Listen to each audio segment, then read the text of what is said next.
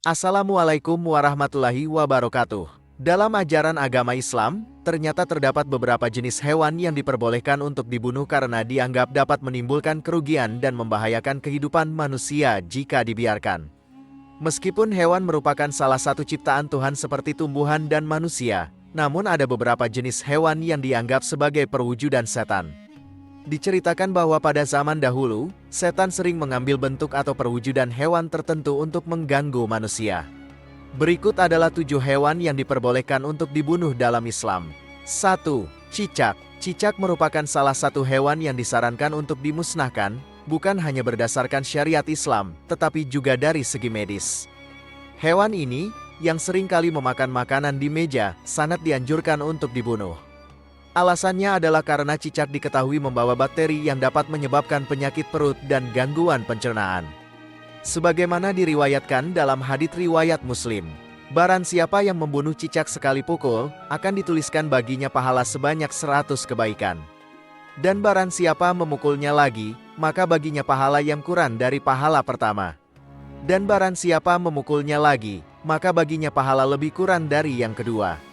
Selain itu, Ummul Mukminin Aisyah radhiyallahu anhu menceritakan bahwa Rasulullah SAW menyampaikan bahwa Nabi Ibrahim AS, saat dilemparkan ke dalam api oleh Raja Namrud, tidak ada hewan yang berusaha memadamkan api kecuali cicak.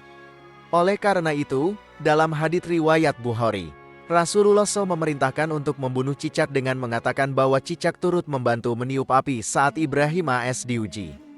2. Ular. Hewan dengan tubuh yang panjang dan bergerak melata ini dikenal akan karakternya yang dapat membahayakan orang di sekitarnya karena memiliki bisa yang beracun dan mematikan. Selain itu, pada masa lalu, ular sering digunakan sebagai sarana dalam praktik ilmu sihir dan santet, membuatnya menjadi hewan yang menakutkan bagi banyak orang. Oleh karena itu, dalam Islam, manusia diperbolehkan untuk membunuh ular. Dalam hadits riwayat Bukhari dan Muslim, Rasulullah SAW menyampaikan, "Semoga Allah SWT melindungi kalian dari kejahatan ular sebagaimana Dia melindungi kalian dari kejahatannya." Meskipun demikian, Rasulullah SAW menyarankan agar ular yang masuk ke dalam rumah tidak langsung dibunuh, melainkan diusir terlebih dahulu dengan cara memukul tubuhnya. Hal ini ditegaskan dalam hadits riwayat Muslim, "Ada beberapa ular di rumahmu. Jika kalian melihat salah satunya, berikan peringatan padanya sebanyak 3 kali. Jika pergi, biarkan, namun jika tidak pergi, bunuhlah, karena ular tersebut termasuk kafir." 3. Burung gagak. Burung yang sering dihubungkan dengan kematian ini menjadi hewan ketiga yang diperbolehkan dibunuh dalam agama Islam, meski tidak semua jenis gagak dapat dibunuh. Sesuai ajaran Rasulullah SAW, burung gagak yang dianjurkan untuk dibunuh adalah yang berwarna putih pada bulu dada dan punggungnya, bukan yang berbulu hitam. Meskipun alasannya tidak dijelaskan, karena hanya Allah SWT dan Rasul-Nya yang mengetahui makna di baliknya. Gagak dikenal sebagai hewan yang dianggap fasik dan oleh sebagian orang dianggap sebagai penjelmaan jin atau setan, seringkali digunakan oleh para penyihir. 4. Anjing buas. Walaupun banyak orang menjadikan anjing sebagai hewan peliharaan, penting untuk diketahui bahwa air liur atau ludah anjing tetap dianggap najis, terutama pada anjing yang galak dan buas. Tidak hanya mengandung najis, tetapi liur anjing buas juga membawa berbagai kuman dan bakteri, bahkan dapat menyebabkan rabies. Namun, di antara semua jenis anjing di dunia, anjing liar berwarna hitam polos dianggap sebagai jenis anjing yang disunahkan untuk dibunuh. Hal ini karena setan cenderung menjelma menjadi anjing berwarna hitam polos dan menyebarkan hasutan serta fitnah di mana-mana. 5. Burung rajawali. Burung rajawali dianggap sebagai salah satu hewan yang merugikan manusia karena sering memangsa ternak termasuk anak ayam. Padahal, dikatakan bahwa ayam memiliki keistimewaan melihat malaikat. Kokos seekor ayam pada pagi hari diartikan sebagai pertanda bahwa para malaikat sedang menyebarkan rezeki ke seluruh pelosok negeri. Namun, burung rajawali, yang dianggap sebagai jelmaan setan, kerap kali dikisahkan memangsa ayam di pagi hari untuk menghentikan kokok ayam dan menghalangi penyebaran rezeki yang dibawa oleh malaikat. 6.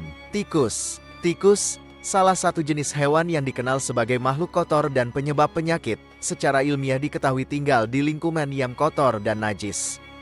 Tikus termasuk dalam kategori hewan yang haram untuk dimakan, sehingga diperintahkan untuk dibunuh dan dianggap sebagai hewan fasik. Terdapat kisah ketika seekor tikus membawa keluar sumbu lentera dan melemparkannya di depan Rasulullah SAW, tepat di tikar tempat beliau duduk. Api sempat membakar tikar seukuran uang dirham, dan Rasulullah SAW bersabda, "Jika kalian hendak tidur, matikanlah lentera-lentera api kalian, karena setan menunjuki tikus untuk melakukan seperti ini, sehingga api bisa membakar kalian." Hadits riwayat Abu Daud. 7. Kalajengking. Kalajengking adalah hewan yang cenderung suka bersembunyi di tempat-tempat hangat dan aktivitas manusia. Oleh karena itu, saat beraktivitas di luar ruangan, disarankan untuk memeriksa dengan teliti barang bawaan Anda. Kalajengking, secara umum, dianggap fasik dan memiliki kecenderungan mengganggu manusia. Selain menyebabkan sengatan yang sangat menyakitkan, bisa kalajengking juga dapat bersifat mematikan. Oleh karena itu, ketika Anda menemui hewan ini, disarankan untuk segera membunuhnya sebelum ia memiliki kesempatan untuk menyuntikkan bisa yang sangat beracun. Inilah 7 jenis hewan yang sangat dianjurkan untuk dibunuh dalam agama Islam, sebagaimana disampaikan dalam hadits riwayat Muslim. Dalam hal ini, hewan yang membahayakan dapat dibunuh di tempat-tempat yang diizinkan dan dilarang, seperti ular, burung gagak bergaris-garis, tikus, anjing yang agresif, dan burung hudaya atau jenis Raja Wali. Wallahu alam bisawab, jika dirasa video ini bermanfaat maka alangkah baiknya untuk di-share ke teman-teman yang lain, sehingga kita juga dapat pahala jariah. Demikian pembahasan kali ini, semoga bisa bermanfaat untuk kita semua, amin ya rabbal alamin.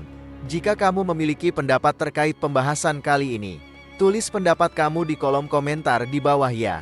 Terima kasih telah menonton video ini. Jika kamu menyukai konten ini, jangan lupa untuk like, share, dan subscribe ya.